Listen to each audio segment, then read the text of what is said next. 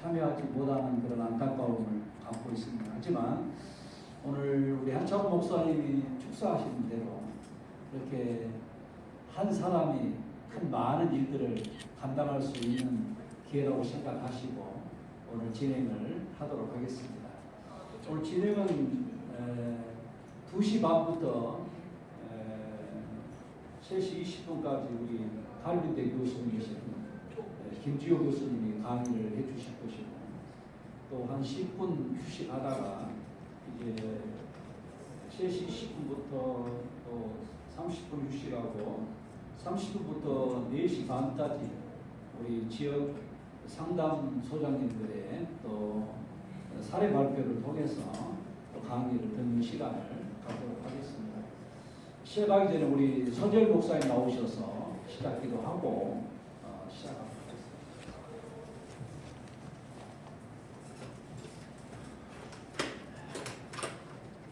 자비로우시며 전능하신 하나님, 이 땅에 복음을 허락하시고 많은 교회를 세워주셔서 감사드립니다. 전국 교회를 섬기는 대한예수교 장로의 총회를 허락하시고 그 가운데 상설위원회로 이단 대책위원회를 조직케 하셔서 주님의 몸된 교회를 지켜나가도록 인도해 주신 하나님 감사를 드립니다. 오늘 이 시간에 주의 종들이 한자리에 모여 하나님께 영광을 돌리며 귀한 강좌를 개설합니다. 오늘 강사 목사님들에게 은혜 베풀어 주셔서 오늘 이 시간이 귀한 복된 자리가 될 수 있도록 역사에 주옵소서.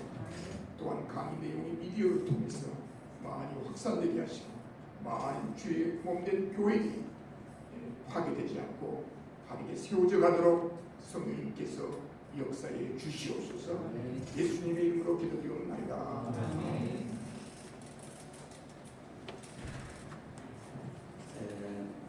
기도하고 난 이후에 반가운 명찰하지 않는 세 분이 와 계십니다. 우리 화정희 박사 먼저 치고 시작하겠습니다. 너무 반갑고 고맙습니다. 이 시간에는 우리 칼빈대 교수님으로 섬기시는 김지호 교수님 나오셔서 강의해 주시겠습니다. 간사님 이거 있나요?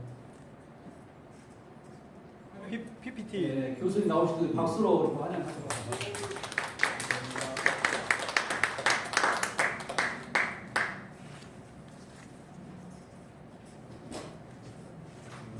제가 그 이단에 대해서 전문가도 아닌데요. 제가 학교에서 그 비교 종교학을 가르치면서 이단 대책위원회에 이렇게 일한 것이 한 8, 9년 되는 것 같습니다. 그래서 떠벌되는 부분도 있고 하지만 매우 기본적인 것들인데 함께 나눠보도록 그렇게 하겠습니다. 앞에 있는 것들을 제가 보시면 될 것 같습니다. 들어가는 날 부분은 제가 문제 제기를 할 겁니다. 매우 많은 부분들을 문제 제기를 할 것이고, 그 다음에 정통과 이단의 기준들에 관한 것, 이단 발생의 원인, 그리고 대책, 그리고 마지막 이거 같은 식으로 말씀드리겠습니다. 제가 저기 맨 위에 지피지기면 백전백승이라고 하는 부분에 저 아래 참되는 우리는 늘 자기를 알고 다른 사람을 알면 100번 싸워서 100번 이긴다, 이런 말을 우리가 강조하는데요. 저 말의 실제적인 강조점의 의미는 나와 다른 사람과 자기 자신에 대해서 잘 알아야 된다는 거예요. 잘 알아야 된다는 게 제가 좀 강조점을 갖고, 우리 자신을 잘 알아야 될 뿐만 아니라 누구를 잘 알아야 되는가 하면 상대를 잘 알아야 되는 것이죠. 다시 말하면 이단에 대한 자들을 잘 알아야 된다. 이게 두 분 뒤에 계신 분들이 실제적인 말씀을 나눠주시리라고 생각합니다. 그 다음에 저기 24년도죠. 한국교회 트렌드 2024.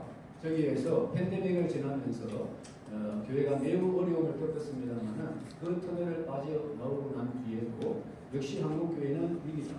결국은 어떤 위기가 왔습니까? 이단들이 200만이 넘고 그 다음에 200만이나 넘는 사람들이 가난한 성도가 된 것입니다. 여러분들이 아실지 모르겠지만 저는 이제 학교에 있으니까 조금의 통계를 갖고 있는데요.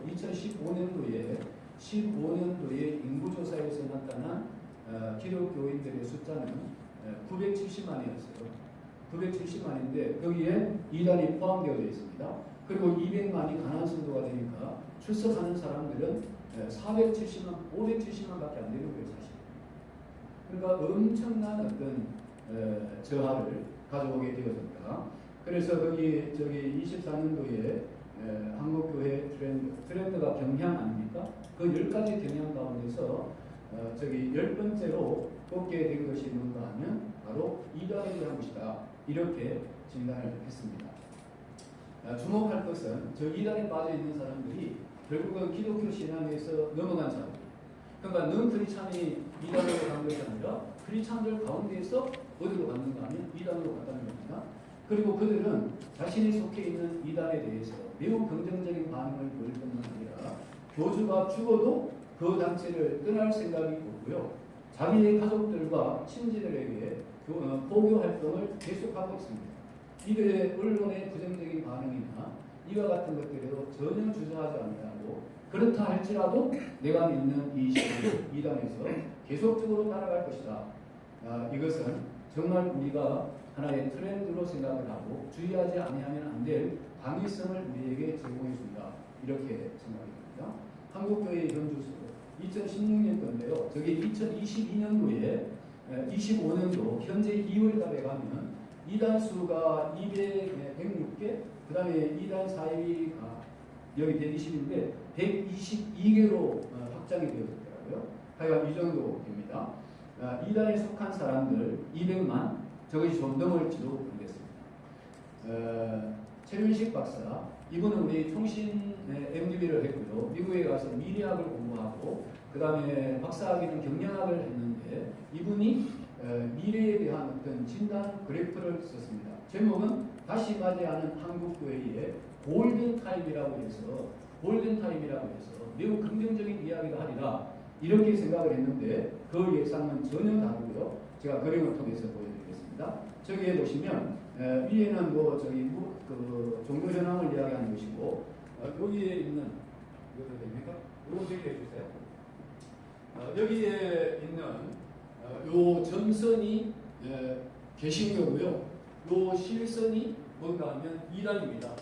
그러는데 저 앞에 2015년도에 우리가 얼마였는가 하면 1000만이 조금 안 되는 970만이었습니다. 그래서 10년씩 이렇게 인구조사를 하는데요. 문제는 무엇인가 하면 2050년도 지금부터 이제 25년이 남았지 않습니까? 그 25년 남아있는 기간 동안에 기독교 인구가 얼마로 줄 것을 예상하고 있는가 하면 저 970만의 절반밖에 안 되는 400만대로 떨어질 것이라고 예상하고 있습니다. 그보다 더 놀라운 사실은 여기에 65년도가 여기고요.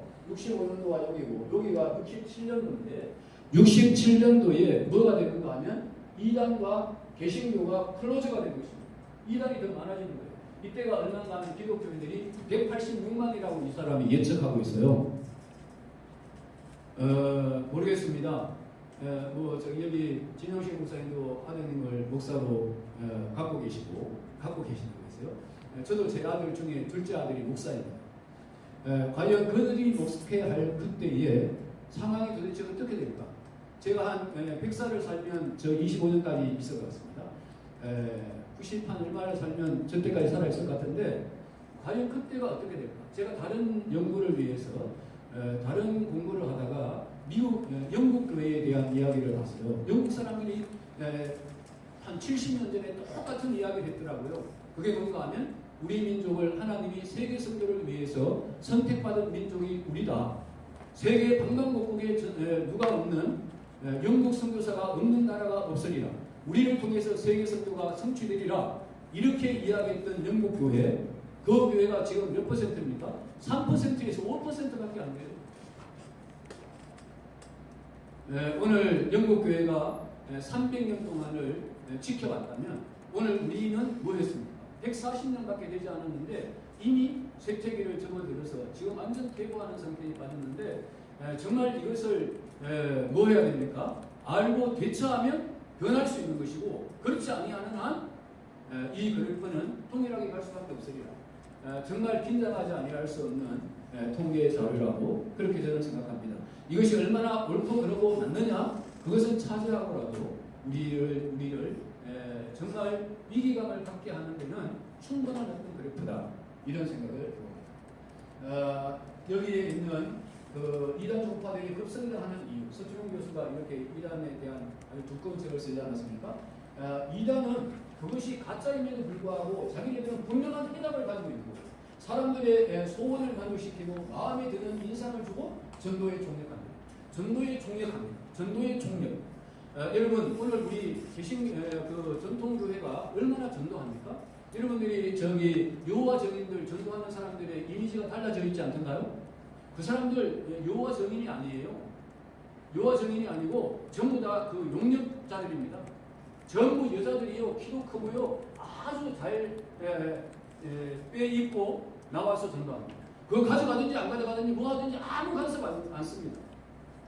제가 정계산 올라가면서 두 군데서 만났고요. 저기 수천호수에서도 그 사람을 만났어요. 똑같은 사람들이에요.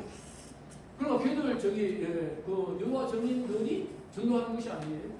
용력을 써서도 전도하는 자들이 그들인데 오늘 우리는 안 하잖아요. 안 하면서 교회가 잘 되리라? 상상할 수가 없는 것이죠. 전도의 미련한 방법을 통해서 복음이 전거되기를 원하고 하나님 나라 확장될 것이라고 성경이 말씀하고 있는데 성경을 가장 중요한 기준이라고 믿고 확신하는 우리가 그 말씀대로 안 쫓아가잖아요. 대단히 죄송합니다. 저는 뭐 개인적으로 옛날 이야기라 미안합니다만 저는 전도 폭발 통해 가지고 개인적으로 저는 한 700명 정도는 했습니다. 내가 개인적으로 만나서 한 사람, 개인적으로. 여러분 전도해야 된다고요. 우리가 사실은 전도의 전문가들인데 전문가가 전도 안 하는데 누가 하겠습니까? 그러면 우리가 어떻게 해야 될 것이냐? 어떻게 해야 될 것인가가 여러분이 아시는 아놀드 토인비의 뭡니까? 역사의 연구. 그 역사를 그는 뭐라고 봤습니까? 도전과 응전의 과정. 오늘 기독교 회사 그건 역시 무엇이냐? 이단의 사상의 도전과 교회의 응전의 역사다. 이렇게 보아도 틀림없는 것이죠. 문제는 무엇인가? 응전을 잘하면 교회의 정체성이 확립되고 복음적인 신앙으로 성숙하고 신학이 발전하고 교회는 성장합니다. 그러니까 개혁교회는 결국은 어떤 문제가 생겼을 때 거기에 대한 대책으로 디펜스하는 입장이었지 우리가 오펜스적인 교리를 만들어내지 않았어요. 여러분들이 그 변정학의 기수라고 할 수 있는 코넬리우스 벤틸 그의 변정학 책이 뭡니까? The Pace of the Pace예요. 신앙에 대한 방어입니다. 신앙에 대한 방어예요. 그러니까 우리 개혁교회는 늘 이단들이 생겨났을 때 거기에 대처해서 디펜스하는 입장에서 뭔가가 만들어졌지 그냥 우리가 만들어낸 것이 아닙니다. 칼빈의 5대 교리, 튤립이라고 하는 것이 우리가 만든 것입니까? 아니에요. 알미니안주의자들의 문제 때문에 거기에 대처하다가 생겨난 것이 칼빈주의 5대 교리고 칼비니스트라고 하는 말도 칼빈주의자들이 사용한 것이 아니에요. 알미니안주의자, 체코의 알미니안주의자들이 저희들은 칼빈을 따라가는 자들이다. 그런 이름이 칼비니스트였어요. 그래서 우리는 이것을 도전에 대해서 주저할 것이 아닙니다. 거기에 어떻게 대응할 것이냐. 응전을 잘하면 그것을 역전시킬 수 있다. 저는 믿습니다. 논거를 통해서 알고 싶은 것은 이단에 대한 심각성을 인정하고 한국교회의 10대 트렌드 중에 하나라는 사실 그 다음에 이단에 대한 기준을 밝히고 원인을 밝히고 대처 방안을 소개하겠다. 이것이 제가 하고자 합니다. 정통과 이단이라고 하는 말 여러분들이 다 아십니다. 오늘 우리가 말하는 정통이라고 하는 것은 무엇이냐? 정통이라고 하는 것은 니키아 325년에 니키아 회의에서 확정되어진 삼위일체 교리, 니키아 콘스탄티노플 신도를 거쳐서 451년에 칼케톤 신도에서 기독론에 대한 완전한 교리가 확정이 되어지고 그 다음에 문제가 되어졌다가 1517년에 칼빈을 위시한 종교개혁자들에 의해서 확립된 그 신학이 바로 정통개혁 신학이에요. 거기에서 벗어난 신학을 뭐라고 하느냐? 그것을 갖다가 넓은 의미에서 이단이라고 할 수 있습니다. 넓은 의미에서. 이단만이 이단이 아니에요. 지금 이제 성경 이외에 플러스 알파를 하는 사람들 그 사람들만이 문제가 아니라 빼는 사람들이 있단 말입니다. 이 빼는 사람들이 자유주의 신학자들 아닙니까? 불턴함부터 시작해가지고 이런 사람들의 사상적인 측면에서는 이단을 만들어내게 하는 하나의 원상의 역할을 했다. 그렇게 보여집니다. 이것이 이제입니다. 아까 우리 김한성 목사님께서 사도신경을 이야기했습니다. 이런 신학이 바로 정통신학이다. 이단에 대해서 사전적 의미 볼 것이 없을 것 같습니다. 용어들도 다양하고요. 그 다음에 이제 그 관련해가지고 우리 8개 교단이 모여서 여기 진홍식 목사님 계시는데 이제 개념들을 정리했습니다. 이단, 이단성, 사이비, 사이비성, 이단호모, 그 다음에 경계, 예의주시, 참여, 교육, 금지. 이와 같은 어떤 개념들을 통해서 그레이드를 정하는 어떤 그런 기준으로 삼았습니다. 그 이유는 무엇일까? 이단이면서 이단이 아닌 것으로, 이단인데 이단이 아닌 것으로 결정되는 일을 최소화하기 위해서 저와 같은 어떤 기준을 세웠다. 그 다음에 교단별 이단 규정이 이단 용어가 이게 이제 상향으로 말미암아 혼란을 방지하기 위한 대처 방안으로서 저런 어떤 개념들을 정리했다고 보여집니다. 여기에 이제 네 가지 신학적 전제로부터 비판. 박영남 교수님이 그의 이단종파 비판이라고 하는 책에서는 세 가지를 이야기합니다. 여기 밑에 첫째, 둘째, 셋째를 있는 거. 저 위에 대선제, 삼위일체를 부정하면 이단입니다. 삼위일체. 그래서 저기 헤르만 바빙크는 삼위일체 교리를 조직 신학의 왕관이라고 이야기했습니다. 삼위일체를 부정하는 것은 이단이죠. 그 이단의 대표적인 것이 여호와 증인 아닙니까? 그 외에도 우리 목사님 말씀하셨던 지방교회도 마찬가지입니다. 삼위일체를 부정, 걔들은 영태론적 단일신론을 이야기하는 자들 아니겠어요? 아무튼 그것이고, 그 다음에 여기 성경을 가감합니다. 저희에게 이제 이단 대책위원회에서 저에게 준 과제가 특별계시와 이단 이런 제목으로 저에게 그 리포트를 써달라고 연락을 받았습니다. 제가 다 썼습니다. 15페이지 썼었는데 목사님이 또 더 지방교회 이야기하시다가 제가 20페이지로 늘렸습니다. 아무튼 저기 플러스 알파를 하는 이단들이 많이 있어요. 그 대표적인 것이 한 8개 정도 됩니다. 그 다음에 이제 빼는 사람들이 있지 않습니까? 그 사람들이 자유주의 신학자들이에요. 자기 이성에 맞지 않는 것들 다 빼버립니다. 예수님 무리로 그런 것 뭐 다 빼버리는 거예요. 부활 성전 다 빼버리는 겁니다. 그래서 마태복음 5장, 6장, 7장만 갖고 신학을 세우겠다고 하는 자들이 바로 자유주의 신학입니다. 그래서 우리가 더하는 자들 중에서 우리가 민감하게 다루고 있는 것이 뭔가 하면 신사도 운동자들이죠. 그래서 계시록 22장 18절 이하 19절에 나오는 것들을 아직도 경계하지 않아요. 더하든지 빼는 자들은 어떻게 하겠다고 하는 경고의 음성을 듣지 않는 자들이 받아줘야 하는 것입니다. 예수 그리스도의 구속 사역을 제한하든지 부인합니다. 여기 부인은 그 사역 자체를 부정하는 것이고, 제한이라고 하는 것은 제한한다고 하는 것은 능력의 제한을 이야기하는 것이지 범위의 제한을 이야기하는 것이 아니에요. 우리 칼빈주의자들은 리미티드 오토노먼트, 제한적 속죄를 이야기하는데 그 제한적 속죄는 범위의 제한을 이야기하는 것이지 예수 그리스도의 십자가의 구속 사역이 능력이 모자란다 이렇게 보는 것이 아니에요. 전도가 박태선 같은 사람은 능력을 제한하잖아요. 그래 예수님이 완전히 성취를 하지 못했다. 그래서 박태선을 통해서 해야지 된다고 하는 것들이 바로 이단입니다. 그 다음에 여기 지금도 계속적인 계시를 주장하면 이단입니다. 이것이 이제 또 많이 걸릴 수 있는 하나의 이단의 기준이죠. 이 정도는 이제 다 알고 계십니다. 그 다음에 이단이 발생하는 주된 원인이 무엇이냐? 여기 제일 중요한 것이 뭔가 하면 이단 발생의 모체가 교회라는 거예요. 이단 발생의 모체가 교회라는 거예요. 그 예를 들면 우리나라에 먼저 보면 대부분의 저기 있는 대로 대부분의 기독교회의 성직자들이나 혹은 광적인 일반 신부들 이 사람들이 이단 교주가 되는 거예요. 참 문제가 심각하죠. 문선명 평양 광해교회 주교였습니다. 전동환 박태선 남대문교회 집사였고 창동 장로교회의 피택 장로였습니다. 교회의 미온적인 상태에서 교회 여기 중요한데요. 미온적인 신앙인과 지도자들의 교권적인 횡포에 대한 판멸과 욕구 불만을 품고 이탈해서 자기네들의 집단을 만든 자들이 이단입니다. 제가 강조하고 싶은 것은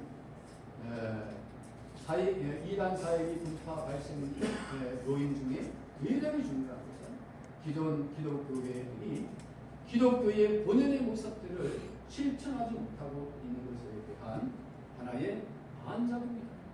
그러나 교회가 교회의 역할을 제대로 하지 못할 때 생겨나는 하나의 역기능이 무엇이냐? 그것이 이단을 발생하게 하는 주 원인이랍니다. 저는 그것을 여기 하나의 역사적 사건을 통해서 제가 드러났는데요. 그것이 바로 이슬람의 탄생이라고 생각합니다. 저는 이슬람을 이교라고 보지만 또 이제 우리나라의 가장 이슬람의 조예가 깊은 사람 중에 누구라고 제가 이야기하지 않겠습니다. 저의 제자입니다. 저와 함께 논문을 쓴 분이십니다. 그분은 저 이슬람을 최대의 이단이라고 이야기하고 있더라고요. 그래서 이단이라고 볼 때 쟤들이 언제 생겨났습니까? 마호메트가 570년에 태어났고요. 610년에 계시를 받았습니다. 그런데 그 중간이 590년이라면 저 590년도에 기독교에 무슨 일이 일어났습니까? 그 590년도에 로마 캐톨릭에서 교황 제도를 만들었습니다. 그레고리 1세가 교황으로 취임한 것이 590년이에요. 그래서 중세 로마 캐톨릭 타락한 중세 교회의 기준이 어디냐? 590년입니다. 590년부터 1517년까지를 중세 청년이라고 이야기하는 거예요.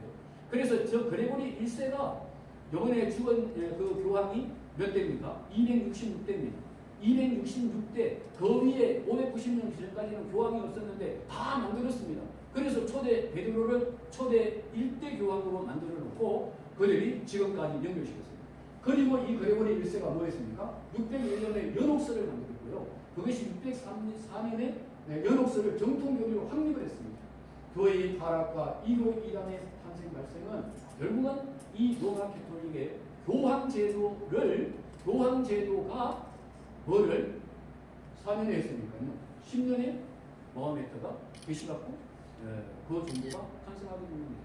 그러니까 메카에서만 끝났으면 그 종교가 이렇게 확장될 수가 없어요. 메디나로 옮겨와가지고 거기에서 기독교인들에게 복음을 이슬람을 퍼뜨리고 하나님과 알라가 같다고 이야기하면서 그들을 규합해가지고 그가 뭐합니까? 한 손에는 성경을 한 손에는 칼을 이 구호를 외치면서 그들이 다시 메카를 점령하지 않습니까? 그래 가가지고 거기 가서 이제 있던 그 모든 360개의 이단이죠. 이교죠. 그 종교들을 다 쫓아내고 알라만이 유일한 신이라고 이야기하면서 유일신 종교를 만들어낸 것이 바로 이슬람 종교입니다. 지금 여러분 기독교 세계에서 가장 많은 인구를 가진 종교가 뭔지 다 아시죠? 이슬람이에요. 이슬람이 2013년도에 21억을 넘으면서 단일 종교로 최고 많은 인구를 가지게 됐습니다. 우리 캐톨릭을 포함해서 기독교 얼마입니까? 캐톨릭과 기독교가 21만입니다. 21만입니다. 그때까지 우리가 최고였어요. 근데 이슬람이 뛰어넘었습니다. 지금 걔들은 얼마라고 이야기하느냐? 29억이라고 이야기합니다. 29억. 무슬림입니다. 우리나라에도 지금 50만 명이 되죠. 50만 명 가까이 됩니다. 이제 통계에 의하면 100만이 넘으면 테러가 일어난다고 그렇게 통계 자료가 있습니다. 정말 무서운 일이죠. 자, 이런 발생의 원인으로서 교회를 두 번째는 사회적인 어떤 병리 현상입니다.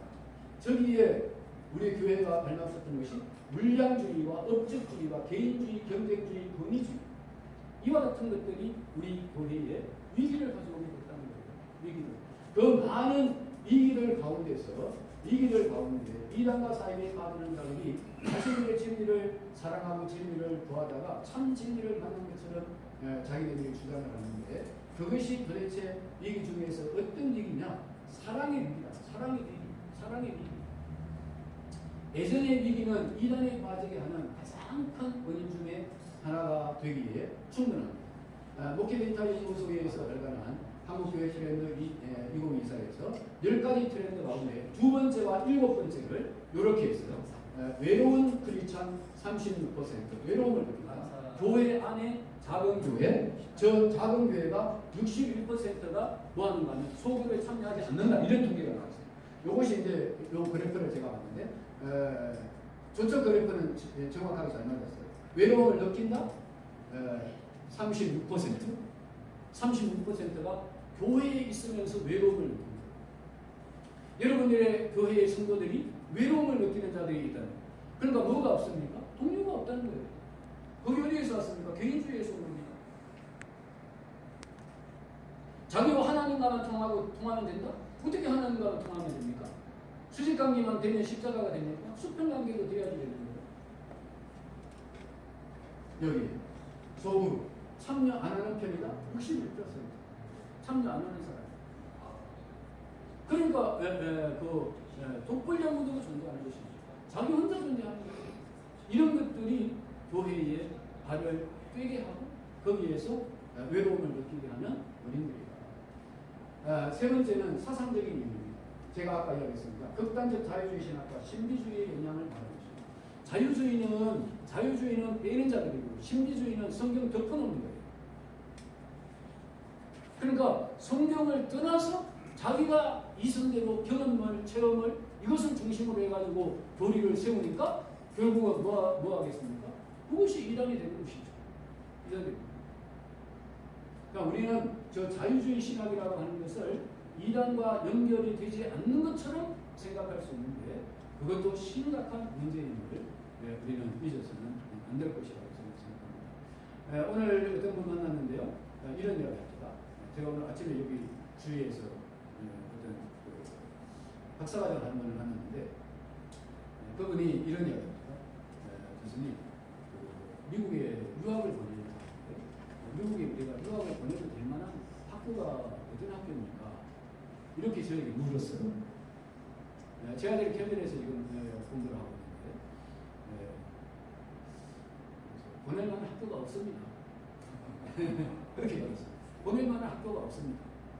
여러분 지금 미국의 켈빈 세미너리가요 뭐 하는지 아세요? 지금 동성애자에게 목사 안수를 줄 거냐 안 줄 거냐 주자고 하는 사람과 안 주자고 하는 사람들이 갈등하고 계세요. 그 CRC 교단 자체가 이미 PCUSA는 허락을 했어요. 어디 가서 하실래요? 이제는 우리 이 합동처 저와 여러분들이 지향하고 있는 개혁신학을 할 수 있는 학교는 한국 외에는 없어요. 한국 외에는 없습니다. 저도 제 아들 빨리 데려와야 될 것 같습니다. 말세 사상, 위기의식, 그리고 절망, 사상적인 유혹을 앞세워서 자기네들이 위해 마야주 구원받는다고 하는 이런 어떤 주장, 기성교회를 얘는 구원이 없다고 가르치는 사상적인 원인의 어떤 유혹입니다. 유혹. 이단의 존재 목적과 폐해. 이단의 존재 목적은 뭐 한마디로 말해서 하나님을 대적하고 사회와 교회를 조직, 이 조직은 사회와 교회를 분열시키는 일을 전문으로 합니다. 그리고 얘들은 뭐합니까? 믿음과 보상이라고 하는 민영 아래 성도들의 인생과 노동과 재산을 갈취해갑니다. 여기에 빠져있는데 인생이라고 하는 데 포함되죠. 가정을 파괴시킵니다. 참 심각하죠. 이단의 목적과 폐해. 여기 제가 폐해라고 하는 거 있잖아요. 피해라고 안 하고 내가 폐해라고 했어요. 폐단과 괴로움입니다. 폐단과 괴로움. 하나님의 교회를 붕괴시킵니다. 그러니까 뭐 저기 이제 신 목사님과 계시는데 신천지에 뭐 합니까? 산원길이 있지 않습니까? 완전히 뭐 교회를 말하고 있는 거죠. 자, 그냥 다 보시면 됩니다. 여기 8번째 가정을 파괴하고 탐심의 이익을 따라서 재산을 강탈하고 비윤리에게 미래를 일삼아서 그 사회에서 집단을 했습니다. 그런데도 그 사람들은 쏘가 넘어가지 않는 게 아니라 세뇌가 되고 신 목사님 말씀하셨듯이 그 이단이 왜 그렇게 거기에 빠져서 그렇게 갈 수 있느냐? 그것을 뭐라고 그랬습니까? 세뇌된 거 아닙니까? 중독된 것이라고 하셨죠? 중독이라고 하는 것이 여러분들이 아시는 여러 가지 단어가 있습니다만 인닥트리네이션, 교리화된 것입니다. 교리화된 것. JMS 정명석에게 정명석의 교리 완전히 쇠뇌가 되기 때문에 그 쇠뇌 교육이 된 아이들이 정명석의 설교를 들으면서 아멘 아멘 한다고요. 왜 그렇습니까? 쇠뇌됐으니까. 그래서 그 교리에 쇠뇌된 아이들을 여기에 계신 우리 그 이단 상담 연구소에 계신 분들이 데려다가 그들을 뭐합니까? 다시 교리를 제대로 된 교리를 가르쳐서 그들의 잘못된 교리로부터 탈출하게 하는 거 아닙니까? 그러시려니까 얼마나 힘듭니까? 그것이 뭐예요? 치유하는 거 아닙니까? 치유하는 것보다 예방하는 것이 훨씬 더 쉬운데. 그래서 제가 대책으로 주장하고자 하는 것이 뭘 해야 되는가 하면 교리를 가르쳐야 돼요. 교리 공부를 해야 됩니다. 저는 제가 우리 학교에 박사과정이 하는 사람들에게, PhD과정이 하는 사람들에게 제가 조직신학을 가르치고 있는데 조직신학과 교리설교라고 하는 과목도 만들었고요. 조직신학과 목회라고 하는 과목도 제가 만들어가지고 그들에게 가르칩니다. 원래 한국교회가요? 안 하잖아요. 안 하잖아요. 내가 이거를 제일 강조하고 싶은 거예요. 이미 제가 이와 같은 강의 노트를 갖고 장봉생 목사님 교회에서 할 때도 한 번 했고요. 지난년도 널푸른 교회에서 할 때도 이야기했습니다. 그 예도 제가 드려드립니다. 교회에 대해서. 교회가 무엇이냐? 교회는 뭐 하나님의 백성이고 그리스도의 몸이고 성령의 전입니다. 내가 교회입니다. 우리가 교회입니다. 우리가 교회인데 그 교회에 아무리 강조하지 않으려고 해도 교회의 가장 중요한 멤버가 누구냐? 당연히 목회자죠. 목회자이고 그 다음에 누구겠습니까? 멤버들입니다. 성도들이에요. 그 다음에 뭡니까? 이 교회, 한국교회, 우리 합동측을 끌고 나가는 교단 아니겠습니까? 이 세 개가 다 넓은 의미에서 교회인데 이 교회가 각각으로 해야 될 역할이 있다는 겁니다. 그 역할이 도대체 무엇일까? 제가 그것을 그냥 간단하게 말씀을 드리도록 합니다.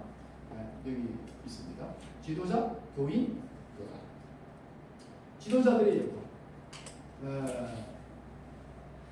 교회 제가 지난 3월달입니다. 3월달에서 서울에 있는 교회에 이단에 대한 강의를 해달라고 제가 부탁을 받았습니다. 그 교회는 우리 합동책인데 3월 첫째 주는 항상 이단 세미나를 하더라고요. 신혜록 우리 목사님이 늘 가셨다고 하던데 이번에 저를 초청을 해서 제가 가서 했습니다. 참 너무너무 좋은 교회예요. 저는 그 교회 사람들은 이단에 빠져들 수 없다고 생각합니다. 그분에 제가 목사님의 설교를 여러 개를 들어봤는데요. 교리 설교를 합니다. 삼위일체에 대해서 이야기하고 하나님이 어떤 분인가를 이야기하고 하나님의 속성에 대해서 이야기하고 뭐 이런 설교를 하고 계시더라고요. 그런 교회가 어떻게 이단에 빠지겠습니까? 저는 여러분들의 교회는 염려 안 해도 됩니다. 이렇게 제가 가서 격려해 주고 있습니다. 목사님들 이단에 대해서 잘 알아야 되고 교인들에게 교육하셔야 됩니다. 교인들에게 교육하셔야 됩니다. 여러분들이 있는 우리 교회에 있는 사람은 빠져나가지 아니하리라. 넘어가지 아니하리라. 착각해 줄 수 있어요. 건전하고 올바른 영성을 가져야 돼요. 누가? 자기 자신. 목회자들이. 아까 이단이 교회가 발생이라고 했는데 어떤 목사님 밑에서 어떤 지도자 밑에서 권위주의자들 또는 삶이 따라가지 못하는 목회자들에게 반발해가지고 생겨난 집단들이 이단일 수 있어요. 그 다음에는 윤리적인 삶과 경건한 생활에 충실해야 됩니다. 아무리 강조해도 지나칩니다. 칼빈 그런 삶을 살았습니다. 칼빈이 강조했던 것이 피에타스 아닙니까? 경건? 그것이 윤리였어요. 도덕이었습니다. 그때 윤리라는 말을 사용하지 않았어요. 로마 캐톨릭에서 지배했기 때문에. 그러나 그는 피에타스라고 하는 경건이라고 하는 그것을 강조하면서 그는 뭐였습니까? 보람되었습니다. 하나님 앞에서 살았고 누구에게도 할 말이 있고요. 아닌 것을 아니라고 이야기할 수 있었고 긴 것을 기라고 목숨 걸고 이야기했던가 우리가 그렇게 비기는 칼빈이었습니다. 저는 뭐 가장 위대한 신학자, 가장 좋아하는 사람이 존 칼빈입니다. 저는 아티클 많이 썼습니다만 제일 많이 쓴 주제가 칼빈입니다. 칼빈에 대해서 칼빈의 기독론부터 칼빈의 기독론, 칼빈의 기독론, 칼빈의 영성, 칼빈이 뭐 했습니다. 칼빈은 정말 매력적인 사람. 오늘 미국에 칼빈 대학교에 있는 사람들이 칼빈을 연구하고 있습니다. 참 안타까운 일이죠. 아브라함 카이퍼를 연구합니다. 카이퍼의 모든 연구 자료들은 미국 켈빈에 있는 것이 아니에요. 그 화란 사람들이 와서 세운 학교인데 거기 없어요. 어디에 있습니까? 프린스턴에 있습니다. 프린스턴. 전부 바른 교육을 실시하고 성경을 분별해서 이해하는 말씀 교육입니다. 네덜란드 교회의 실천감. 제가 이거 또 계시해드리고 있습니다. 네덜란드 아시죠? 개혁신학의 정말 유람이라고 할 수 있죠. 그 칼빈에게서부터 배워서 바로 그 개혁신학을 지금까지 유지시키는 나라, 교단, 그것이 바로 저 파란의 개혁주의신입니다. 그것이 미국으로 가서 뭐였습니까? 3,700명이 집단 이주해가지고 미시건에 그린드의 피너의 자리를 잡고 거기에서 학교를 세우고 개혁신학을 유지하려고 했던 단이 바로 CRC 교단입니다. 그 CRC 교단에서는 아브라함 카이퍼가 그 개혁신학을 국교였던 기독교가 타락해가지고 그것을 막기 위해서 나와서 만든 것이 뭔가 하면 저기 있는 겁니다. 보세요. 피비린내 나는 탄압을 견디고 항거하기 위해서 만든 벨직 신앙국이 있어요. 이웃나라 독일에서 만들어진 하이델베르그 운동입니다. 그 다음에 돌트 신고 이 세계를 그 개혁교회에서는 3년마다 한 번씩 돌아가면서 오후 시간에 가르칩니다. 걔들은 주일학교가 없습니다. 걔들은 미안합니다. 그 개혁교회는 없습니다. 뭐 하는지 아세요? 주일 양대회는 다 같이 드립니다. 제가 우리 거기에 저기 흥덕에 가면 파란 캠페인에서 공부하고 온 목사님께서 고신 목사님이신데 저거를 실천하는 교회가 있습니다. 제가 갔습니다. 난예배 때는 가족들끼리 다 앉았어요. 엄마, 아빠, 엄마, 아들, 딸, 아빠, 엄마, 아빠, 손자 뭐 이렇게 앉았습니다. 그리고는 오후 때는 점심을 다 먹고요. 그 다음에는 글레이드고요. 주일 학생들은 어린아이들 이렇게 중등중등 어른들 이렇게 나눠가지고 뭘 가르치는가 하면 하이델베르그 요리문답을 가르칩니다. 1년은 저걸 가르치고 그 다음에는 저 위에 있는 벨직 신앙국익서를 그 다음에는 이걸 가르칩니다.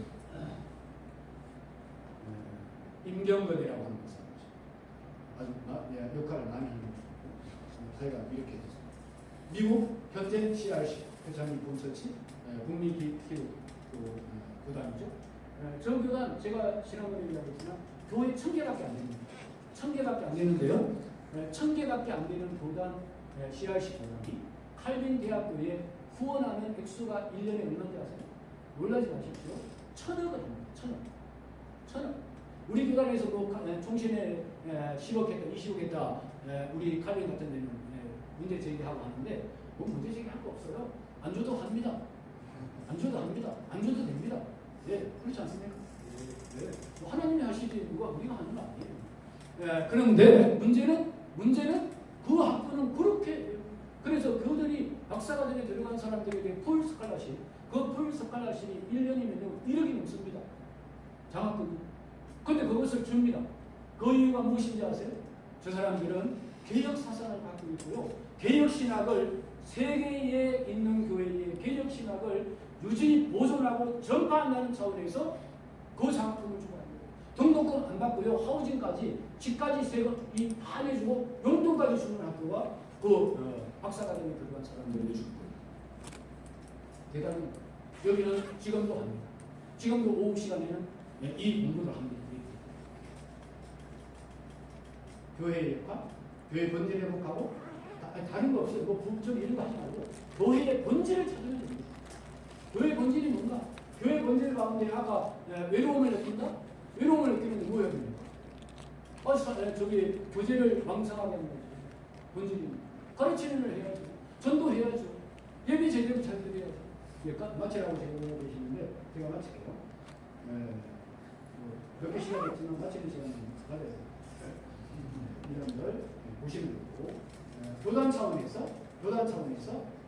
여기 무분별한 목회자 배출 계획. 제가 이번에 또 그 품목 그쪽에 문제 제기를 나보고 토크를 써야 된다 그래가지고 용목을 생각하고 쓰고 있습니다. 여러분 아세요? 품목 가는 사람들은 학부 졸업하면 목사 한 수 주는 거? 그걸 우리 총회 규정에 만들어가지고 하고 있대요. 어떻게 그렇게 할 수 있나? 그런데 또 묘한 것은 뭐 하는가 하면 신대원 졸업할 때까지는 축도는 못한다고 그러대요. 그런 평가를 했습니까? 그러는데 그 10개 교단에서 보내는 군목들 가운데 아직도 중의로 임관하고 3년 신대원 마치아지 목사 안수 주는 유일한 교단이 있다. 그 교단이 역시 고심이었습니다. 자, 그러니까 원칙은 여러분 헌법을 총회 규칙이 초월할 수 있나요? 초월할 수 있습니다. 저는 뭐 교단 안 가가지고 우리 소 박사님 모르시는 겁니다. 노 코멘트 오케이. 노 코멘트 하시겠다는 거죠? 아 못한다는 거죠? 그렇죠. 저는 뭐 상식 아닙니까? 근데 그거 갖고 지금 하고 있지 않습니까?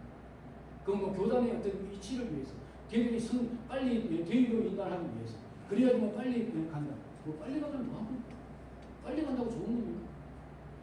제대로 가야 되는 거지. 어떻게 우리가 그렇게 실용주의가 원칙을 뛰어넘는 자리입니까?